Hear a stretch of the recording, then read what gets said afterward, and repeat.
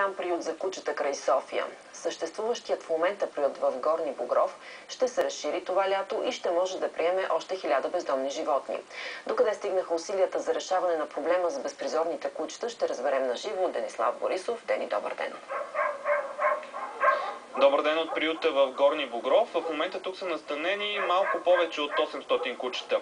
Разширението предвижда пространството зад тези клетки да се превърне в навеси с още клетки и къщички за кучета и така капацитета да се увеличи за още 1094 кучета.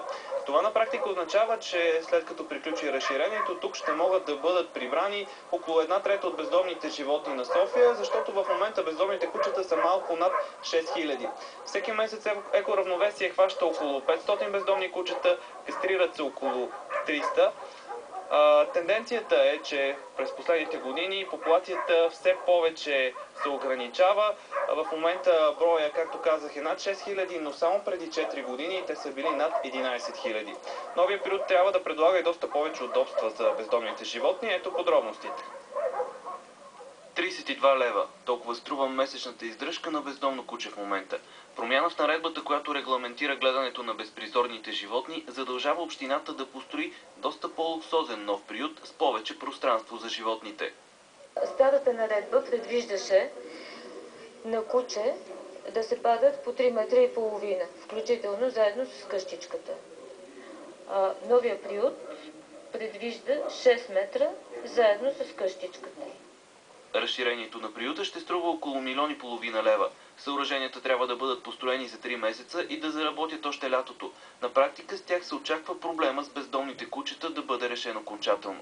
В момента над 80% от безпризорните животни са кастрирани. Проблеми обаче не липсват.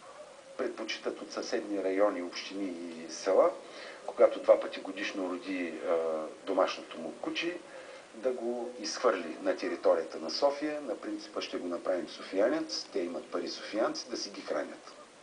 Предстои пускането и на нов кастрационен център в квартал Връбница.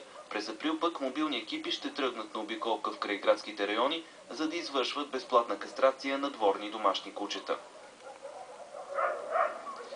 Макар и с малко, в решаването на проблема с бездомните кучета помага и кампанията за осиновяване. Тя става все по-популярна и показва, че хората вече не държат толкова на породисти любимци, защото всеки месец от тук се осиновяват около 50 кучета. Денислав Борисов за проблема с бездомните кучета. Благодарим ти.